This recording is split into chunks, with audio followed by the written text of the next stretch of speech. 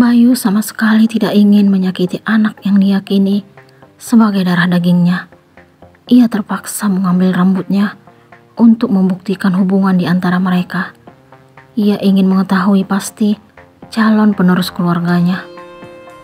Tanpa berpikir lama, ia pun menaiki kendaraan roda 4 miliknya, lalu melaju menuju rumah sakit. Setelah tiba di sana, ia segera menemui dokter dan memberikan benda yang dibutuhkan untuk melakukan tes DNA antara dirinya dan Aditya. Ia pun meminta kepada dokter agar menghubunginya setelah hasilnya keluar. Sekarang ia kembali melangkah ke parkiran, lalu meluncur meninggalkan rumah sakit menuju kantor. Ia menghempaskan tubuh ke kursi kerjanya. Saat ini, hatinya sangat bahagia menantikan hasil dari dokter. Ia sudah tidak sabar memeluk dan menggendong sang buah hati yang sudah lama ia dambakan. Tunggu kejutan dariku, Pihmi. Maafin sikap aku selama ini. Aku terpaksa melakukan semuanya demi kebaikan bersama. Bayu membatin dengan mata berkaca-kaca. Ia sangat sedih karena telah beberapa kali menghardik kedua orang tuanya. Setelah beberapa hari berlalu, Bayu pun menerima telepon dari rumah sakit dan meminta dirinya mengambil hasil tes DNA yang telah keluar. Ia langsung melangkah lalu menaiki CR-V putih miliknya menuju rumah sakit. Langkahnya gemetar saat memasuki ruangan dokter. Silakan duduk, Pak Bayu. Lelaki yang memakai atasan berwarna putih tersebut mempersilahkan Bayu duduk. Terima kasih, Dok. Bayu pun menghempaskan tubuh ke kursi empuk yang ada di depan dokter. Ini hasil tes DNA yang Bapak inginkan. Dokter tersebut menyerahkan amplop berwarna putih kepada Bayu. Bayu pun menerima amplop tersebut lalu membukanya. Kertas putih yang di dalamnya sudah terdapat hasil yang membuatnya hatinya berdebar. Ia hampir menitikkan air mata setelah mengetahui hasil DNA tersebut. Saya nggak sedang bermimpi kan, Dok? Bayu tercengang. Enggak, Pak. Itulah hasil yang sebenarnya. Dokter itu meyakinkan Bayu. Saya sudah lama menantikan hal ini, Dok. Ternyata dia anak saya. Bayu masih memandang kertas yang ada dalam genggamannya. Setelah memantapkan hati, Bayu pun berpamitan kepada dokter tersebut. Ia akan mengirimkan hasil tes DNA antara dirinya dan Aditya kepada orang tuanya. Ia meminta seseorang yang tidak dikenali oleh satpam penjaga rumah Pak Agus dan Bu Sandra untuk memberikan amplop yang baru ia terima dari dokter tadi.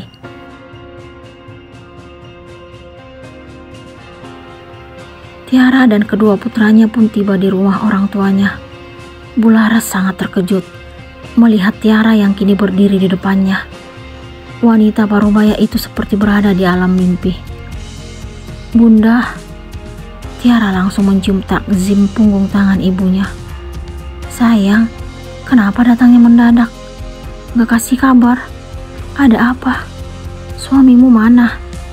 Bertubi-tubi pertanyaan yang Bularas lontarkan kepada Tiara. Maaf, Bun. Tia mau tidurin anak-anak dulu. Mereka pasti capek. Nanti Tia akan cerita semuanya. Tiara pun melangkah menuju ruang keluarga. Bularas sangat bingung dan heran melihat Tiara.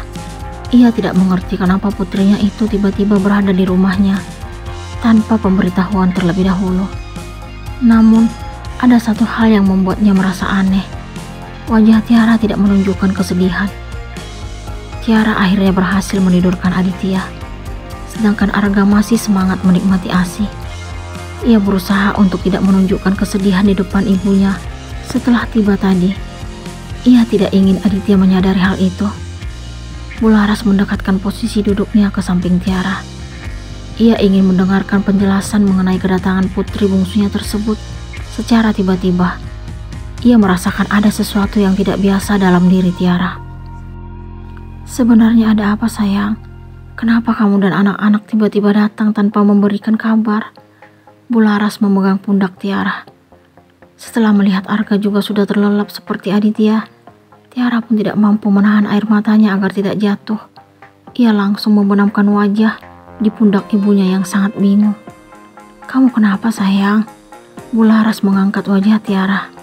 Lihat bunda, wanita parubaya itu memegang kedua pipi anaknya. Mas Arya bun, ada apa dengan Arya? Tanya Bularas penasaran. Dia mengkhianati Tia. Apa? Itu gak mungkin sayang. Arya itu orang baik. Bunda bisa lihat dari sikap yang ditunjukkan. Tapi kenyataannya, Mas Arya bermain api dengan wanita lain bun. Kamu sudah bertanya pada Arya? Dia bilang apa? Belum bun. Dia juga gak tahu kalau Tia dan anak-anak pergi dari rumah. Bularas sangat terkejut mendengar penuturan Tiara. Bagaimana mungkin kamu pergi dari rumah tanpa sepengetahuan suamimu sayang?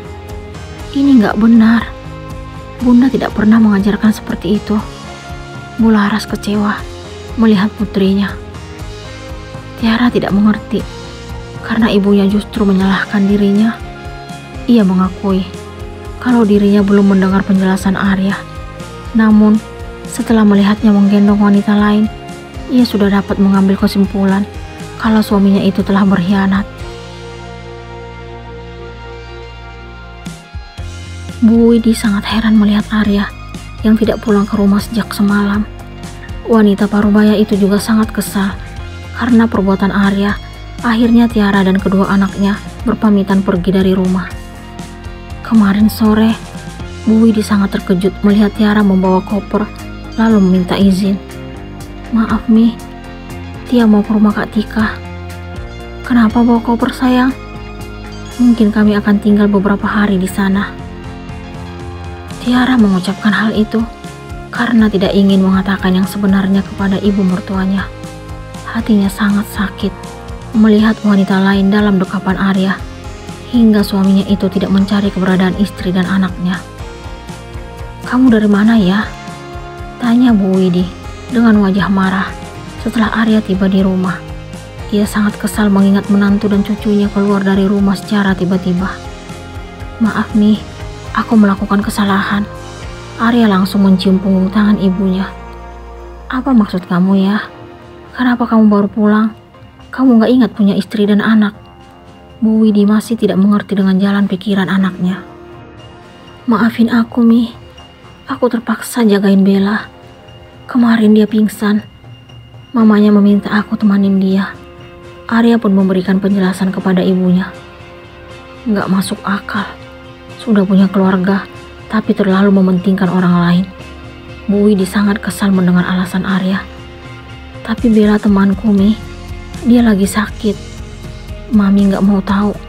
Satu hal yang harus kamu ketahui sekarang, Tiara meninggalkan rumah. Arya terkejut mendengar apa yang dikatakan ibunya. Apa Mi? Tiara pergi kemana? Ke rumah kakaknya. Tanpa menunggu lama, Arya langsung berpamitan lalu melajukan mobilnya menuju rumah Haris dan Tika. Ia merasa bersalah karena tidak pulang sejak tadi malam. Ia juga tidak menghubungi istri dan anaknya. Dasar laki-laki tidak bertanggung jawab. Kakak kecewa sama kamu. Haris menghardik Arya setelah tiba di rumahnya. Aku benar-benar minta maaf kak. Aku ingin bertemu istri dan anak-anakku. Arya mengharapkan belas kasihan kakak sepupunya. Kalaupun mereka di sini sekarang, aku tidak akan membiarkanmu menemui mereka. Haris sangat kesal melihat Arya. Maksud kakak apa? Tiara kemana kak? Arya sangat bingung mendengar balasan kakak sepupunya. Puas kamu nyakitin adikku. Tika tiba-tiba menghampiri kedua laki-laki itu. Aku benar-benar minta maaf kak. Arya pun meminta maaf kepada Tika. Tolong usir adik kamu dari sini mas. Aku gak ingin melihat dia. Dia sudah menghancurkan perasaan Tiara.